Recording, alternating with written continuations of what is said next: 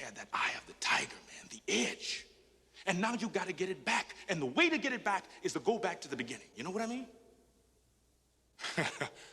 Maybe we could win it back together. Eye of the tiger, man.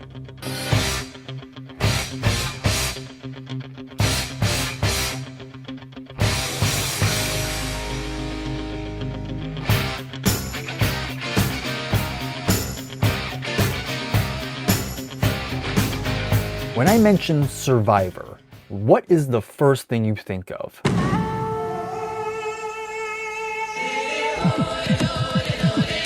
Okay, let me be more specific. What do you think of when you think of the band Survivor? A good chunk of you will probably immediately think of Rocky or Eye of the Tiger specifically.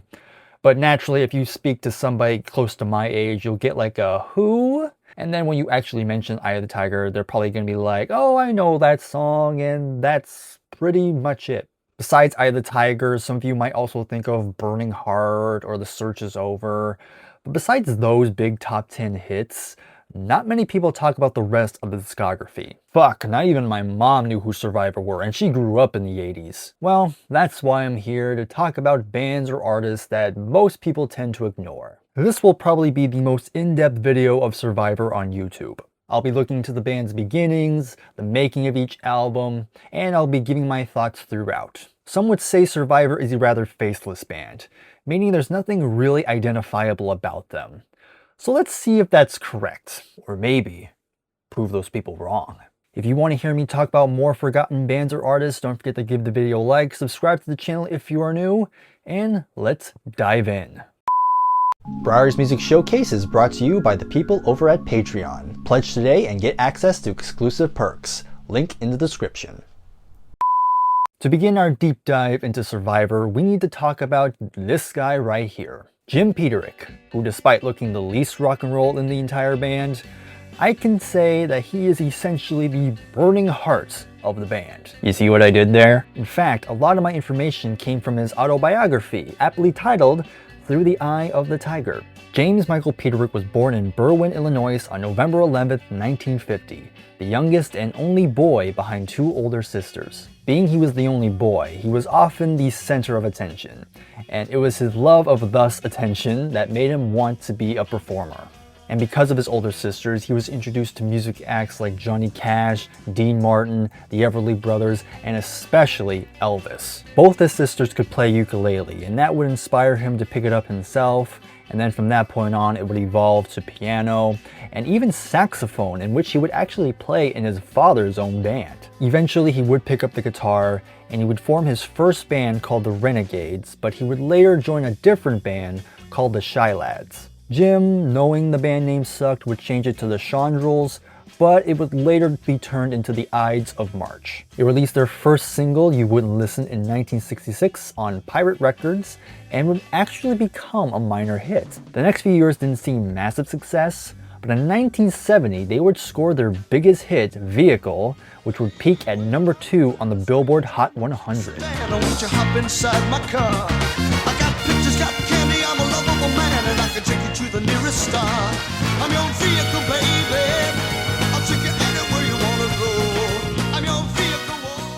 But despite the big hit, the band never saw the same success again, and by 1973, they decided to break up. Okay, sorry to interrupt, but I got a kick after finding out their final album was called Midnight Oil.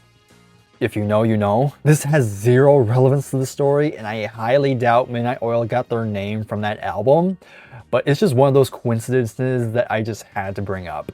Once the Ides broke up, Jim decided to settle down with his wife and got a job as a songwriter for Warner Chappell Music, where he basically just wrote jingles most of the time. Through the money he was earning from the job, he was actually able to release a solo album in 1976, and he would end up playing live shows again. But the tour kind of abruptly ended when he got sick with pneumonia and had to be hospitalized, and it was during this hospital stay was when he was imagining a brand new band. It all really started to take shape after meeting a young guitar player by the name of Frankie Sullivan, and after their first writing session together, they knew they had something special. We repaired to the jungle room where we continued bouncing riffs off each other in a kind of rock and roll ping pong game.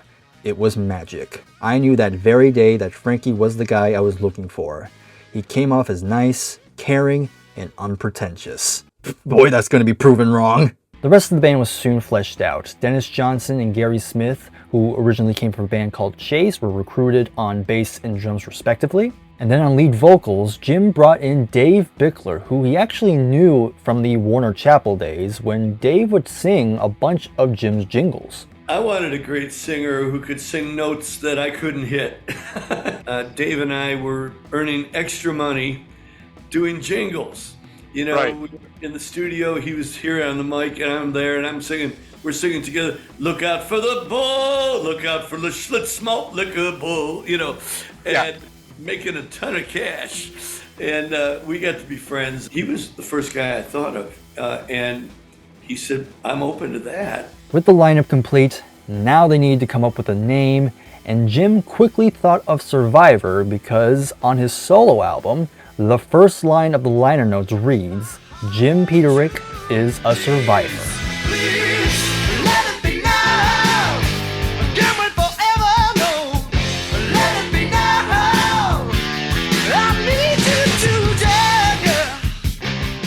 The band originally wanted to be signed to Atlantic Records, but they actually ended up being signed to a subsidiary of Atlantic, and that was called Scotty Brothers. And on top of that disappointment, the recording wasn't quite as smooth as they would have wanted, as the recordings kept getting mixed differently, all in order to appease the A&R man at the time. This also resulted in the producer Ron Revison to practically abandon the project, and it was pretty much up to Jim to fix whatever damage was done. This whole debacle also caused the first bit of friction between Jim and Frankie. But they would eventually release their self-titled debut in 1979, and I gotta say, it's kind of weird knowing that they released an album in the 70s. For a band that's encapsulated with the 80s, it's very odd to have an album before the turn of the decade. Although, did it actually come out in 1979? Even though a lot of the sources I looked into say 79, according to Jim's book, the album actually came out in early 1980. Take that for what you will. But anyway, people don't really talk about the debut at all. But that said, it did in fact chart in the Billboard 200 at a whopping 169. And with all that said, I actually think this is a fairly decent debut album. It starts off with the biggest hit on the album, and that is Somewhere in America. While it only peaked at number 70 in the Hot 100, I think it's still a really good way to introduce the band.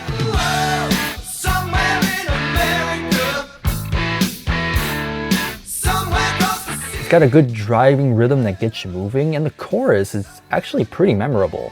Dave Bickler does a pretty good job in the vocal department, not just this song but the entire album. But I must say, does his voice remind you of someone?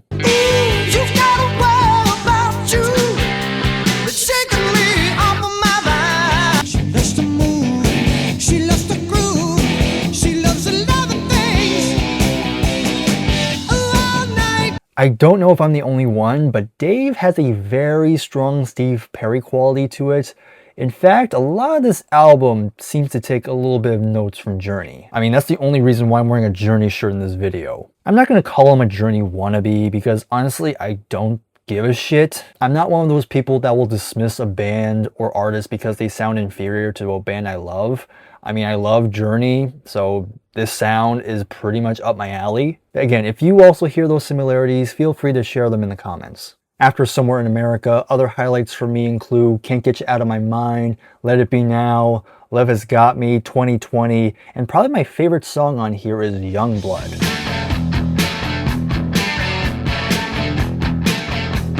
Even though I had a good time with this album, I'd be lying if I said this is one of my favorites. Even though there is no bad song on here, I still feel the band is still trying to find their footing, if you know what I mean. Also, I guess a fun fact, according to Jim, the girl on the cover is actually famed actress Kim Basinger. Again, that's what he says, but other sources don't seem to know for sure, so again, take that for what you will. Was that Kim Basinger or not? Could we clear that up? We don't know yet. Right.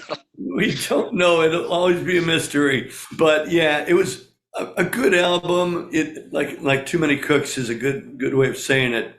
because Ron Nevison produced it and then was fired by our A&R person, John Kalodner. Yeah, it turned out well, but I think Ron's initial vision and the rough mixes that I wish I still had was really, really the way the record should have sounded.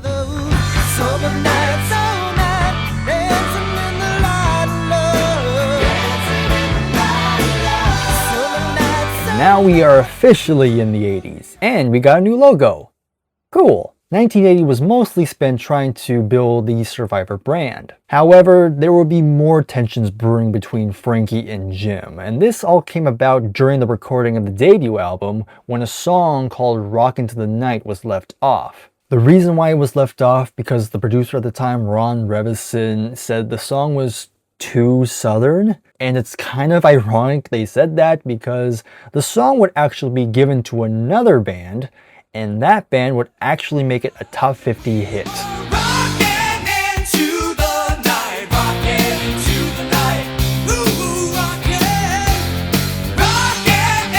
The success of that song would spark major jealousy from Frankie, and he would begin to take his anger out on Jim, seemingly believing that Jim was trying to sabotage Survivor's success. So here we are on the road, fighting for a hit, watching the song that should have been ours rocking up the hit parade. Somehow, I was held responsible by the band. Around this time, the band also got a new rhythm section because apparently Dennis Johnson and Gary Smith were not really happy with the direction the band was going. So in comes Stephen Ellis on bass, who originally came from a band called Baxter. And then you have Mark Drobet, who is actually a close friend of Frankie. But with Mark in the band, now Frankie has another yes man, so he can have more people rally against Jim in band decisions. For the recording of the sophomore album, and to avoid the fiasco of the debut, Frankie and Jim decided to produce the album themselves. And the result was Premonition, and while the first album had 11 songs, this one only has 8, and because of that, it's actually a pretty short album, only clocking in at just over 32 minutes. And I must say, this is a big improvement from the first album. You start off with Chevy Nights, and it's got this great drum beat with this chugging bass, and with a great guitar riff from Frankie. After that song, you have Summer Nights, which is a great mid-tempo song with great piano and a really catchy chorus. And the same thing can be said about the next one, Poor Man's Son, with more prominent keyboards. And it was that particular song that would eventually convince a certain actor to reach out to Jim to write a song for his next upcoming movie.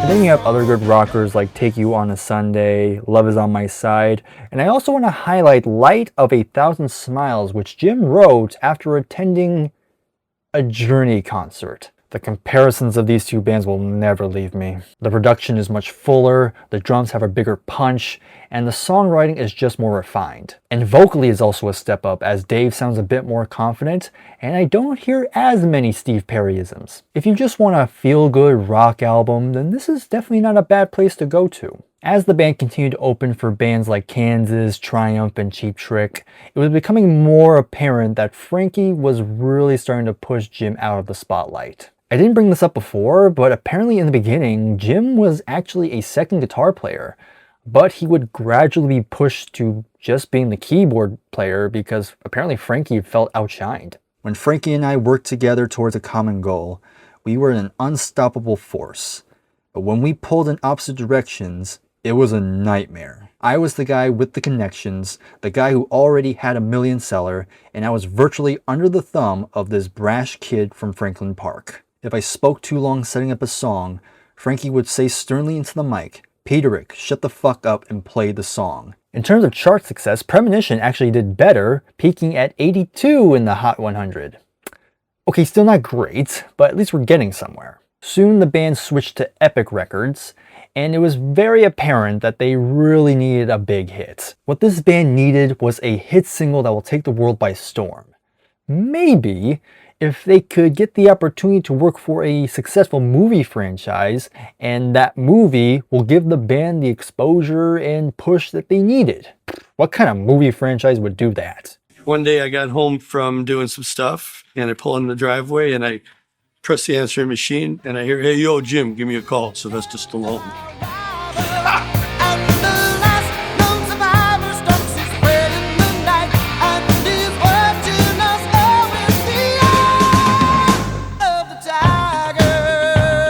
Anyway, I think it's common knowledge at this point that Survivor were not actually the first choice when coming with a main theme for Rocky 3. The original pick was actually going to be Another One Bites the Dust by Queen, but once they couldn't get the publishing rights for it, they had to abandon that. Sylvester Stallone, who apparently was a fan of the band, again after hearing Poor Man's Son, would reach out to Jim Peterick and ask him to write a song for the movie. I didn't know what to say. He says, well, look, I really like your band, Survivor. That's the sound I want for my new movie, Rocky 3. Can you help me out? I go, are you kidding me? Yeah, I can help you out. I called Frankie Sullivan, the guitar player of the band who I wrote songs with. Had my guitar around my neck and I just started going. Just like that, you know. That felt pretty good, right? So I see the punches being thrown. I start kind of throwing chords out of the air and I started going.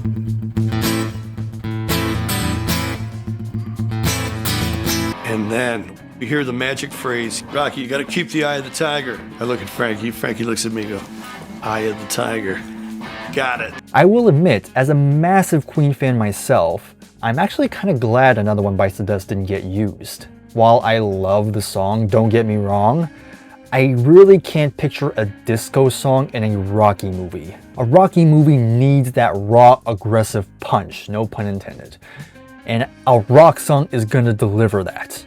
I mean, hell, his name is Rocky. Rock isn't his name. Now we all know Eye of the Tiger is awesome, and Rocky 3 was the right catalyst for this, as this song went to #1 on the Billboard charts and stayed there for 7 weeks. I'm sure there's some of you who are probably sick of this song, as it's gone beyond Rocky and has been referenced in countless movies and TV shows.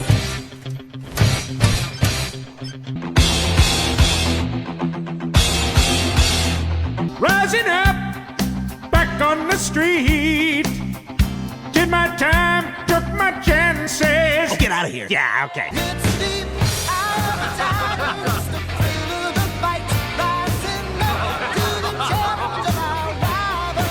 And the last lone survivor stalks his prey in the night.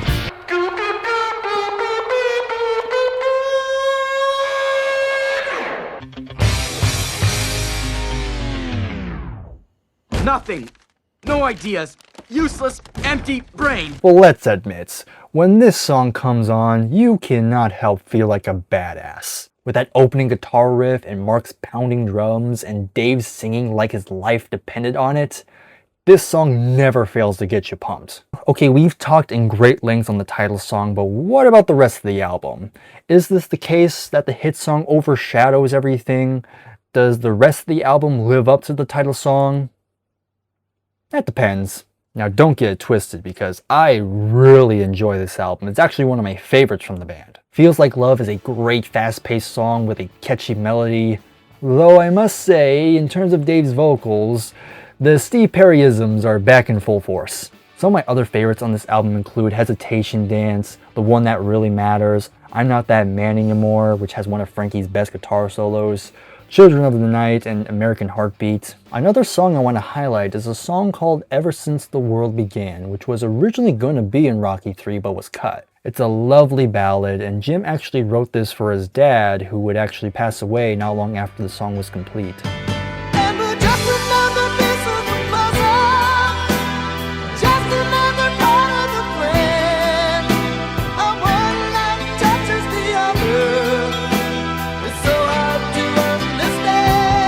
Eye of the Tiger, the album, is not going to change your life, but it's still a lot of fun. Even though this proved to be a big success for the band, more problems would arise.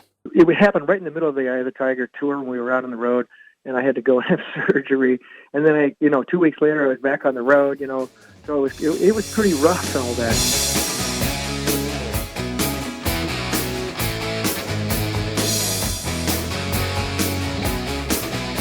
The band toured with REO Speedwagon to support the album, but divisions within the band were really starting to take its toll. Frankie was pushing Jim further and further away while Mark was supporting it, and Steven and Dave were too busy partying and getting laid to take much notice. It was actually due to certain indulgence that Dave was actually starting to develop vocal problems. But they really need to follow up Eye of the Tiger, so into the studio they went. At the same time, while Eye of the Tiger the song was winning awards, Frankie quickly grew resentful of the song as he felt he didn't want Survivor to be known as just the Rocky guys. So for the next album, Frankie took it upon himself to produce the album entirely by himself, and the results were Caught in the Game. Now I must say, I think Caught in the Game is actually a fairly decent follow-up. Although maybe not as heavy-hitting as the previous album, I still think there's still some strong material, as evident with the first song, also the title song, which in my opinion has some of Frankie's best guitar work. Jackie Don't Go has a very fun keyboard riff, and I Never Stopped Loving You is a really strong power ballad. Half-Life is pretty good, but I feel like it takes too many notes from American Heartbeat because they have a very similar keyboard riff. And the songs that I'm not mentioning are also pretty good, although I will say there's not a ton that differentiate them from each other. But another song I'll highlight is the final song, which is Santa Ana Winds, which has a very strong vocal performance from Dave.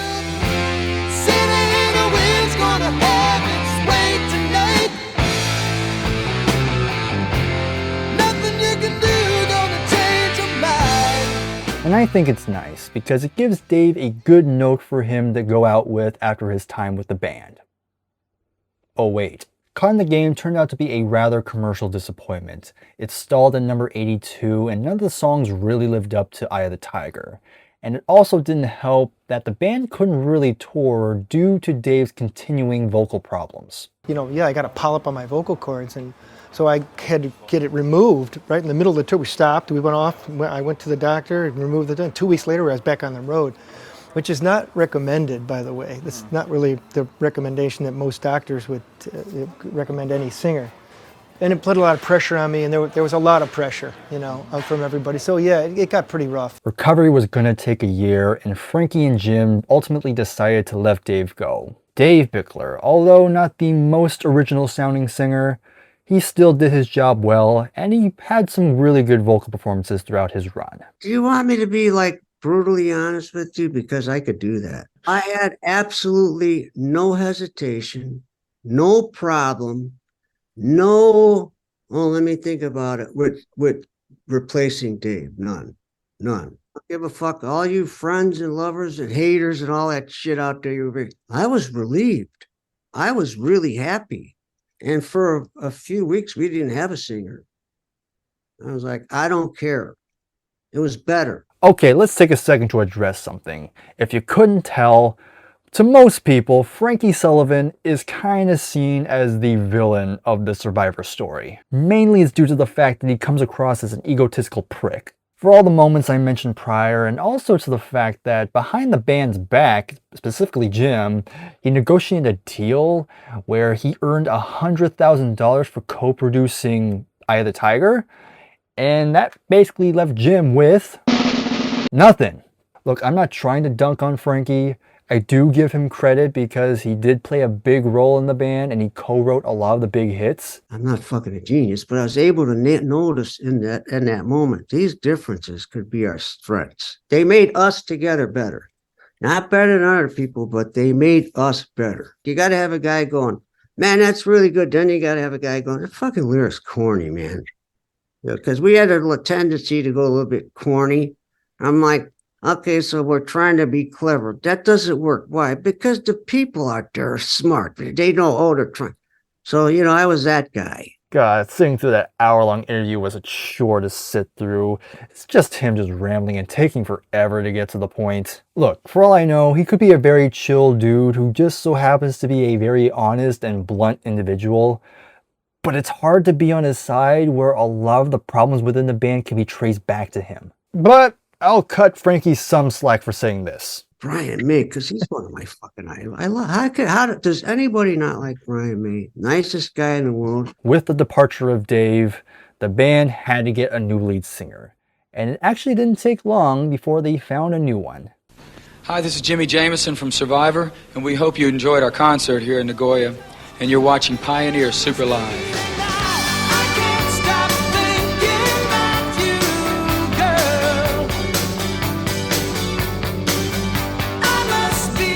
In comes Jimmy Jamison, who was originally part of a band called Cobra, who was also signed to Epic Records. We recorded one album on Epic, and then we decided we're going to break up. And so that pretty much ended that. And at about the same time, Survivor, who was on CBS, which is epic, you know, same thing. They give me a call and had me come up there and sing, and so they did, and I did, and I went up there and sang. And be honest with you, I really didn't want to do it because I was in a heavy band. You know, I always played really heavy music, and their stuff was a little lighter than I was used to. You know, and so I really wasn't going to do it. I wasn't even going to go up and audition. I found out that the road crew never let him leave town. My brother Kevin and Rick, the tour manager, no, he stayed in Chicago this whole time in a hotel, and he went out drinking, having a good time, eating, did stuff with the crew until we fucking got our heads out of our butt and said, "Where is this guy?" And they said, "You're lucky because we've kept him in town." I was like, my heart went, "Oh God, thank God." The sound I heard as he sang at point blank range was like no voice I had ever heard before.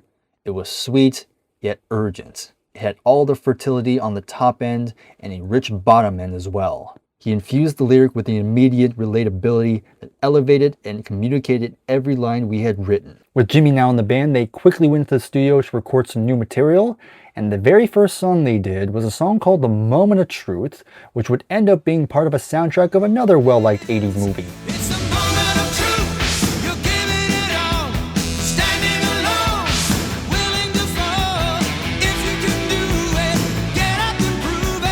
Now with the band even more confident with Jimmy, they went to the studio to make a full-fledged album. And with Ron Nevison back and producing, out comes 1984's Vital Signs. I think I can confidently say this is my favorite Survivor album.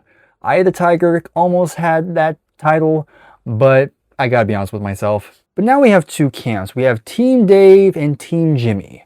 Which side do I fall into? Although I do enjoy both eras, I think in terms of vocals, I think I'm going to give that slight edge to Jimmy. Now again, I think Dave is a really good singer, but I just think Jimmy is just slightly more powerful because he could belt it, as evident with the first single, I Can't Hold Back.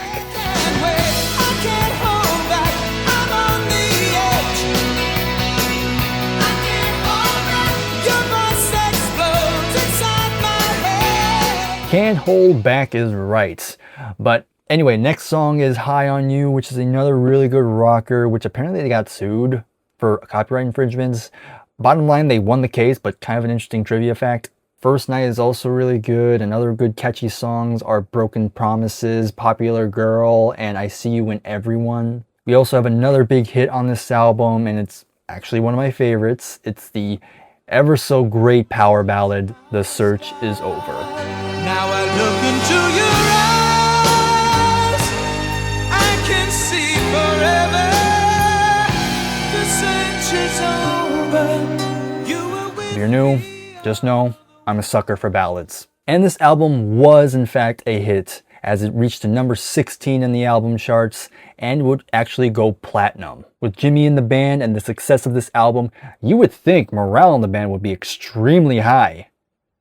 Fuck no! Apparently as Jim and Jimmy, that's fun to say, were becoming closer, Frankie's jealousy just had to come crashing in. During the tour, Frankie was getting annoyed that Jimmy was taking all the spotlight away from him. He's the frontman, what do you expect? But the opportunities just kept coming because here comes Sylvester Stallone once again and asks the band to write a song for the next Rocky film, Rocky IV. On this one, they tried to come up with another Eye of the Tiger, though, you know, and it almost made it, but it's a different type song, you know. There's only one Eye of the Tiger and one Burning Heart, and he loved Sylvester Stallone loved both of them. So we tried to come up with something that would fit the movie, you know, that's the same way they did it with Eye of the Tiger. The original title for the song was actually going to be The Unforgettable Fire, but after some revisions, the song was completed and released in October of 1985, and it would peak at number 2 in the Hot 100. Burning Heart, the unmistakable fire. So, you know, Burning Heart was, but the title was Unmistakable Fire. And I could see that. I go, that title sucks. We went up to like, that title's got to go. So, okay, we'll just call it Burning Heart because it's part of it. in the burning heart, just about to burst. There's a quest for answers and unquenchable thirst. Burning Hearts, maybe not as iconic as Eye of the Tiger, is still an awesome song. So what are Survivor's plans now? You're in England at the moment for how long? Till about the end of the week. Yeah. Then we go back and start working on another album. Already? Well, by the time it gets out, it won't seem like already, you know, Yeah. because it's about 6 months of work ahead of us. Take your message to the streets tonight, rebel son. There's a restless voice that's calling you. Drugs, while present before, they were probably at their worst around this time. And on top of that, the friction between the band members were really back in full force. John Nevison was brought back to produce, but Frankie was able to get co-producing credit on the album. And that resulted in 1986, When Seconds Count. Now I must preference that I don't actually know the consensus between all these albums, but I can see people viewing this as the beginning of the end. But what is notable about this album is that it actually would have their final top 10 hit, and that song would be Is This Love? Not to be confused with the Whitesnake song. Is this love that I'm feeling?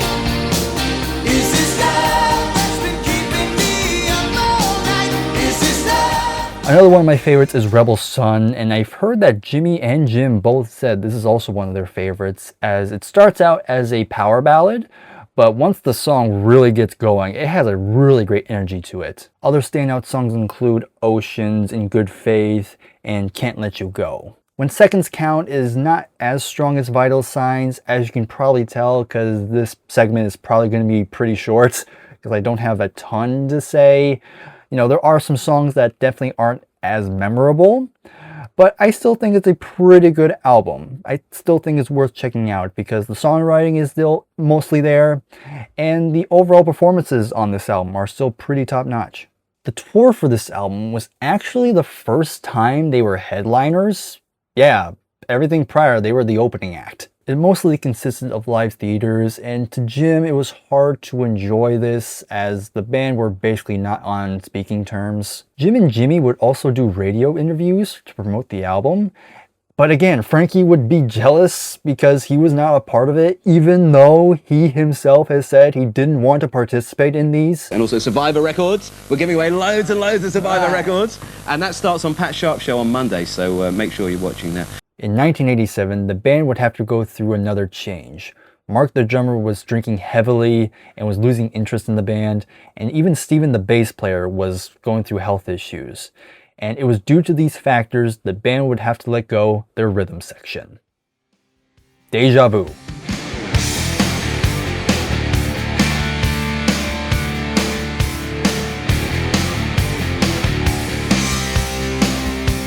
The band basically became a power trio at this point.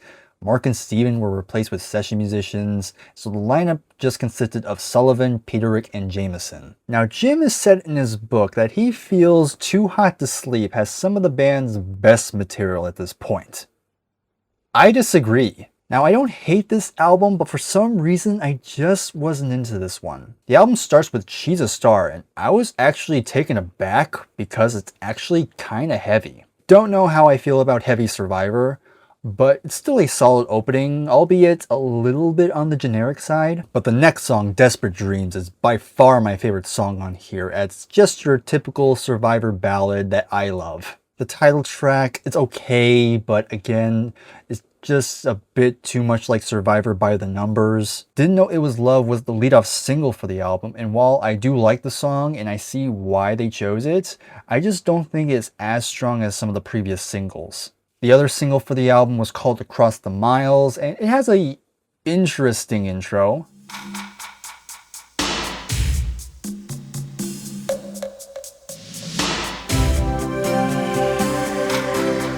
And fun fact, Uriah Heep actually covered this song in 1998. This song only peaked at number 74, and it's okay again, but it's one of those songs that I just feel it is just a bit too slow moving, and at over 6 minutes, I just think it doesn't warrant that length. And that's another problem I have with the album. I think a lot of the songs are a bit too long. As I said, some of the songs go for like 5 to 6 minutes, and I feel like a lot of them, you could easily trim them off. The only other song that's worth mentioning is the last song, Burning Bridges.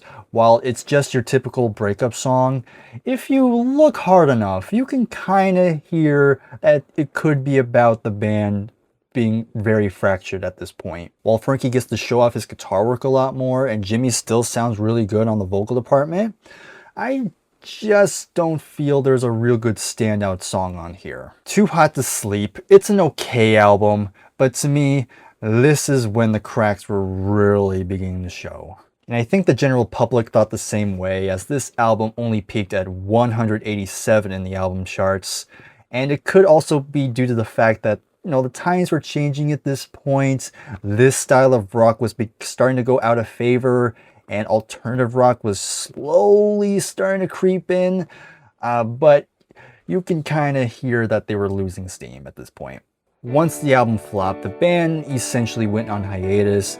Jim Peterick decided to just go back to writing for other artists, and he would also prefer to stay home as his son was born around this time. Jim was ready to put Survivor behind him, but good old Frankie just came on calling in 1993. Now, the reason why Frankie called was to tell Jim that someone was touring under the Survivor name, and the person who was leading this turned out to be Jimmy Jameson. After that, they tried to sue, but they failed to get the trademark. But as a solution, Frankie convinced Jim to form a new version of Survivor. They even brought back Dave Bickler to be the lead vocalist. Plans to write new songs were on the table, however, it didn't take long for all the bad blood between Frankie and Jim to come creeping in. Frankie's controlling nature was at an all-time high, and he was trying to take the band in a more bluesy direction with more elongated jams, which gave Jim almost nothing to do. By 1996, Jim was done with Frankie's shit, and so he would end up quitting in the middle of a tour. I got a panicked call from Frankie at the terminal. It must have finally dawned on him that I wasn't showing up. Suddenly, his voice was gentle and pleading. He said, "Come on, man, you gotta do it. Things will be different." Geez, can you sound more like an abusive boyfriend? A new album was considered, but that was basically out of the question at this point. In 1999, Frankie actually fired Dave again. But who did he get to be the lead singer but Jimmy Jameson? I guess after trying to steal Survivor away from you, I guess Frankie decided to let bygones be bygones. Also, Frankie was able to win back the trademark, so there's that too. Jimmy and Frankie would continue to tour as Survivor until 2006, when finally we got a brand new album.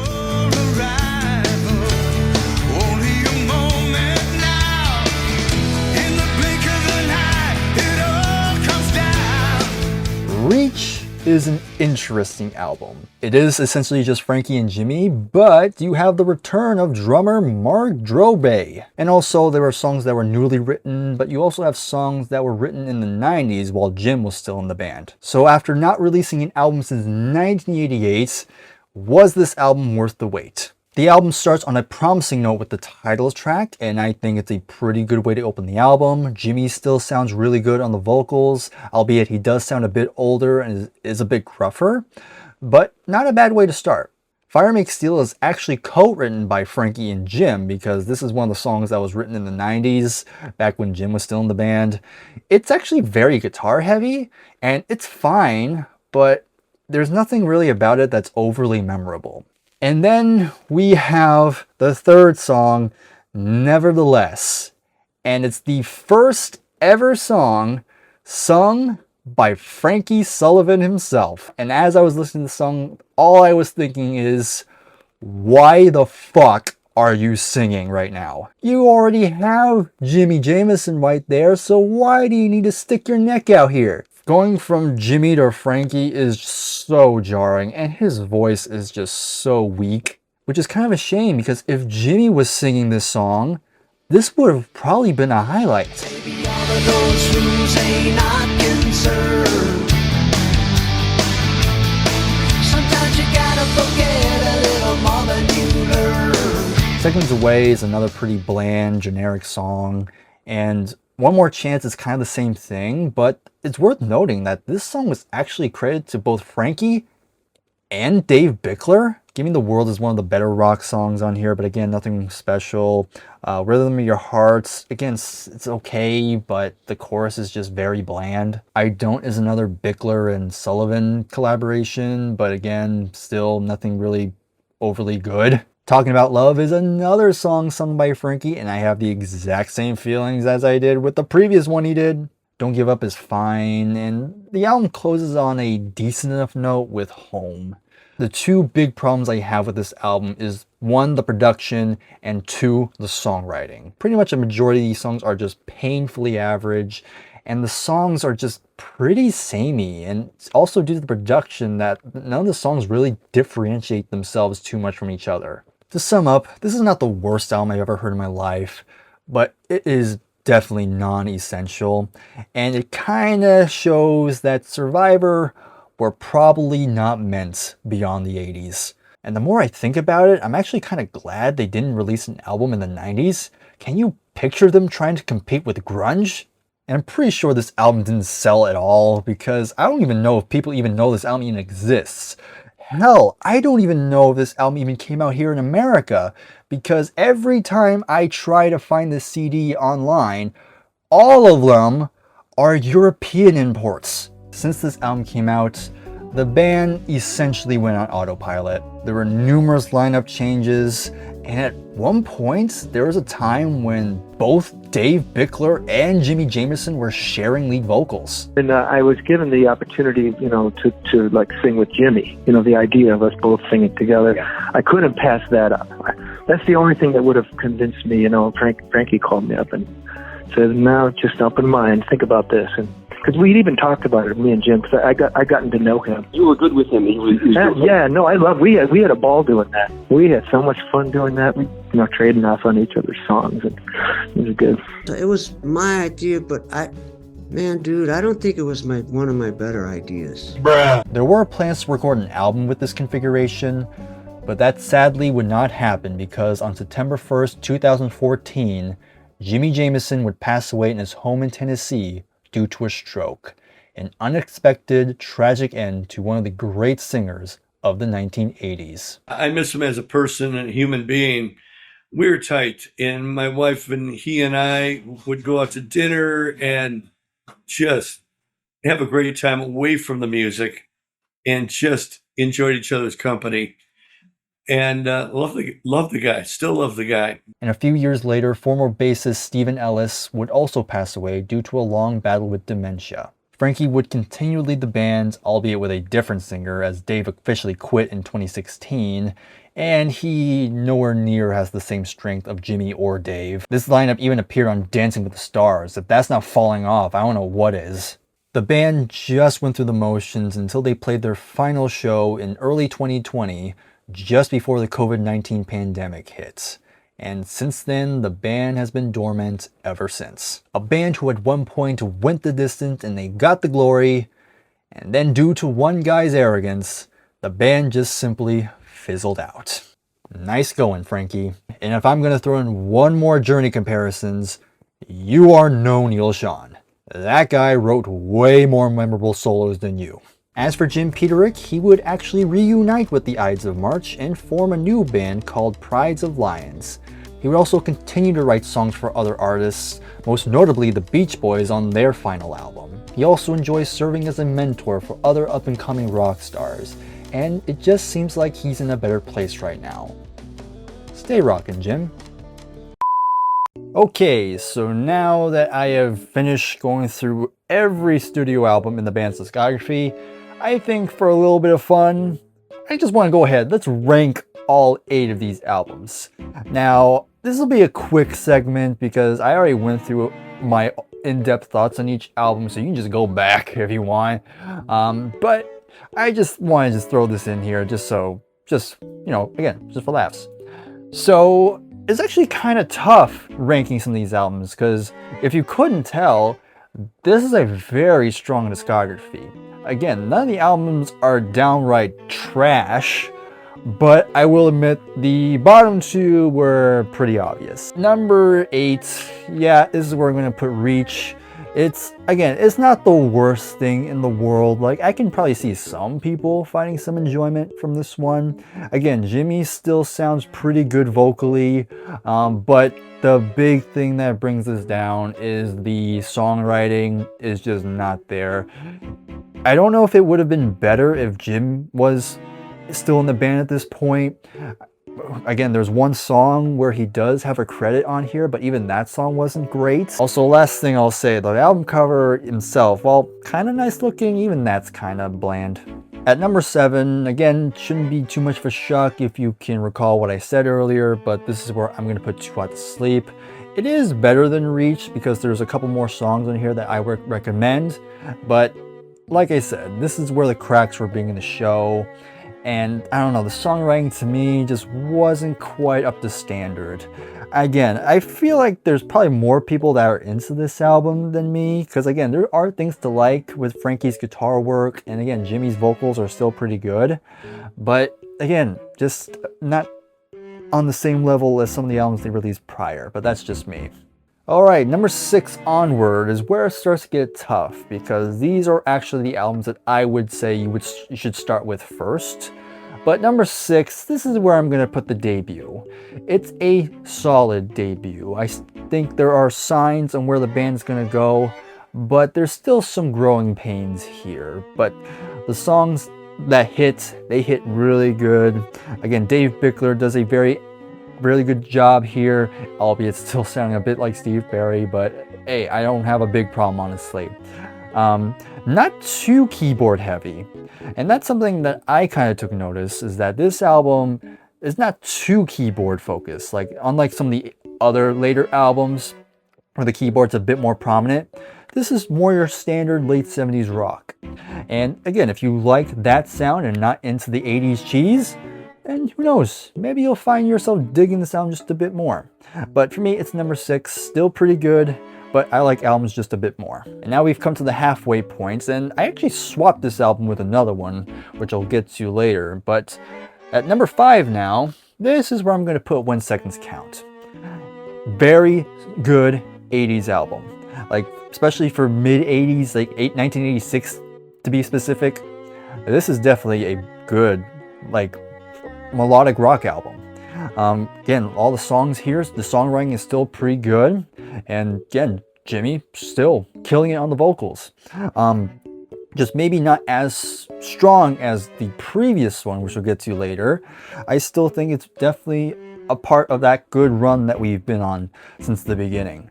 But yeah, other than that, not much else to say, but I would recommend it still. And at number 4, this was the album that I swapped with When Seconds Count. Number 4 now is going to be Caught in the Game. I think the reason why I ranked it just a little bit lower originally, because when I first heard it, I just thought it was a very good album. But after re-listening to it, I think it has definitely risen in stature. And because I think this is probably, I can confidently say has consistently Frankie's best guitar work. Even though Too Hot to Sleep has more guitar, I feel like the guitar playing on this album is a lot more tasteful. Again, evident with the title song, which really demonstrates how good of a guitar player he is with that great riff. But again, the songwriting is just really memorable. And again, Dave Bickler really went out on a high note on this album. And it's kind of a shame he had to leave after this. But again, for the albums he sang on, again, like I just said, this is a good one for him to go with. So that's going to be number 4. And the top 3, they didn't really change at all. But number 3, I'm going to put the second album, Premonition, on here. Definitely up there. Again, it's a very short album. So again, if you want something that's quick and easy, something a little over half an hour. And yeah, this should be one you should listen to. Catchy songs, very good vocals on here, and a big step up from the debut album. And this is where the keyboards were starting to become a bit more prominent, but thankfully not too much for those who aren't into that cheese. Like, I think the keyboards and the guitar, they blended really well in this album. Hence why I think this is a much stronger album, especially since we're in the early 80s still. So you still got that edge, but you still got a really good polish. So again, in terms of Survivor, again, check this one out. Number 2 is gonna be Where Eye of the Tiger goes. I mean, yeah, you can accuse me for putting it this high because it has the title song, and you're not totally wrong because that song is classic to say the least.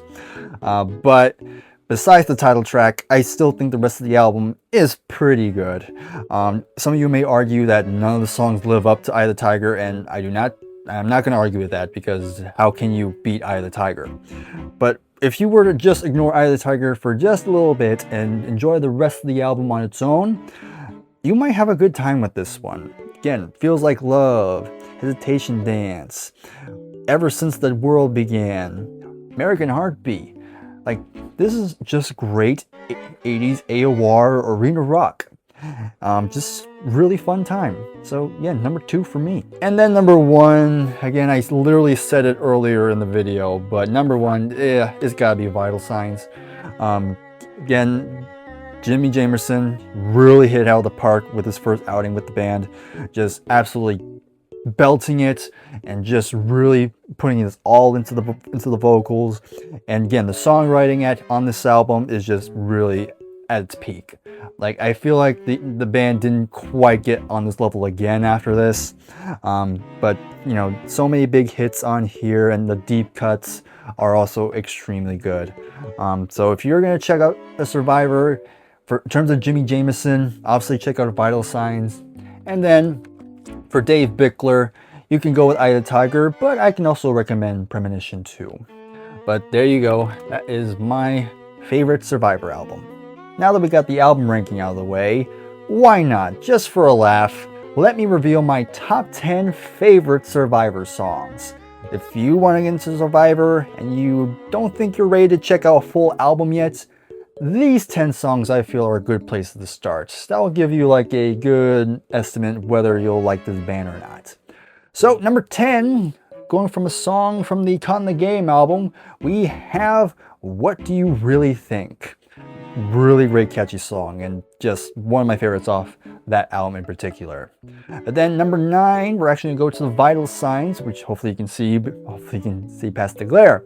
And it's gonna be one of the singles with I Can't Hold Back. Again, just a great introduction to Jimmy Jamerson's vocals, just really belting it. Excellent stuff. Number 8, to Premonition, we got Summer Nights. Wonderful. Like I said, the keyboard and guitar just playing off each other extremely well, and I love the chorus to that one too. That's really what's going to comes down to what songs I'll love. It's going to be if they have a really strong chorus and great singer to give it that little pop, if you will. All right, so another song, again, from Premonition, is actually going to be the song Poor Man's Son. I can see why Sylvester Stallone really liked that song, and again, really wonderful track. And then we get to a song for number 6. We have a song from Eye of the Tiger, and it's gonna be Feels Like Love.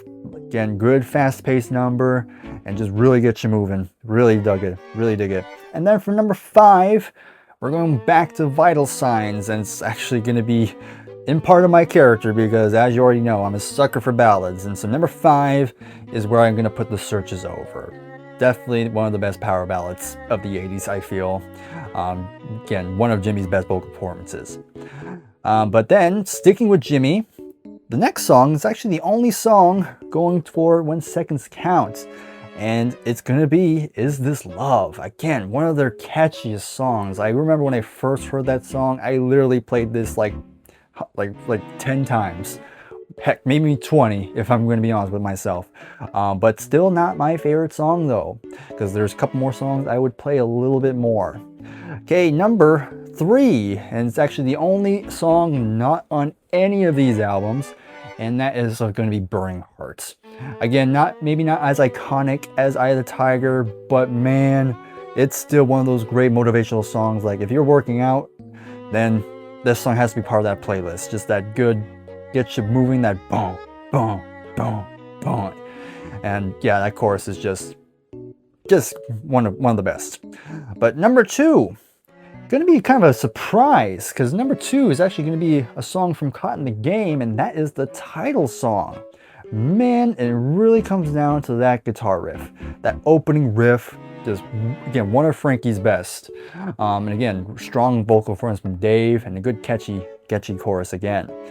So that's probably the most underrated song, I would say. So if you want an underrated Survivor song, Caught in the Game is definitely up there.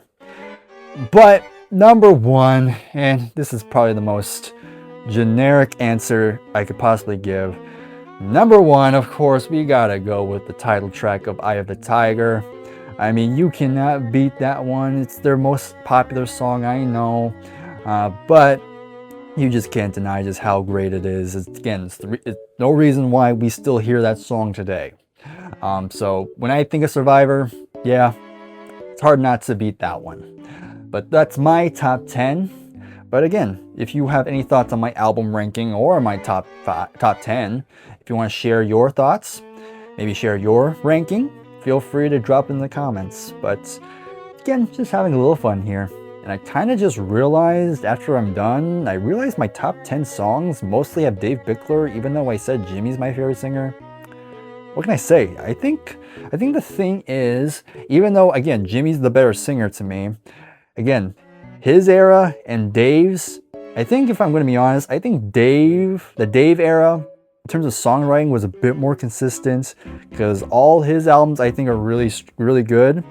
With Jimmy's, you have 2 really good and then the 2 that are just kind of below average. So I guess that's probably the cause of that, but that's just my theory at least. There you have it. That is my big retrospective of Survivor. Some of you might be thinking it's a little excessive to do a video on an 80s AOR band that only had a handful of hit singles, but they're mostly known for one.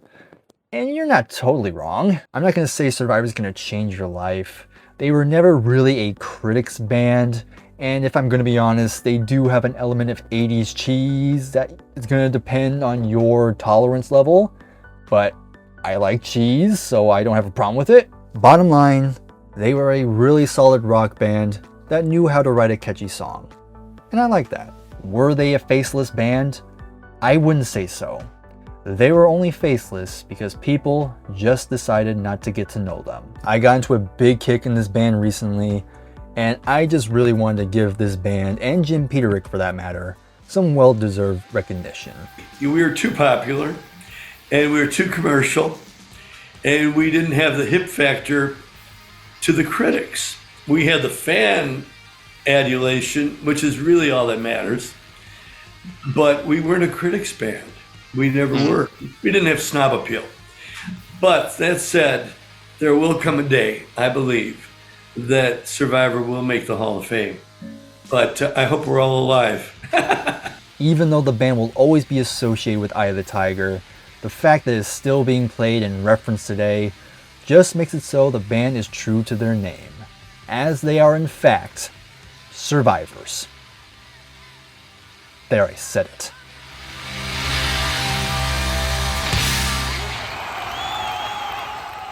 Thank you very much for watching this. If you stuck around to the end, I sincerely appreciate it, and I really hope you enjoyed this. If you have any thoughts on Survivor, feel free to leave them in the comments, and don't forget to give the video a like, subscribe to the channel if you are new, and also don't forget to check out my Patreon page. Not only is it a good place to support the channel so I can do more videos like this, but I also have some bonus content, including some behind the scenes of the making of this particular video. You don't have to, but I would be extremely grateful. Thank you again for watching, and I will see you in the next video. Take care, and goodbye for now.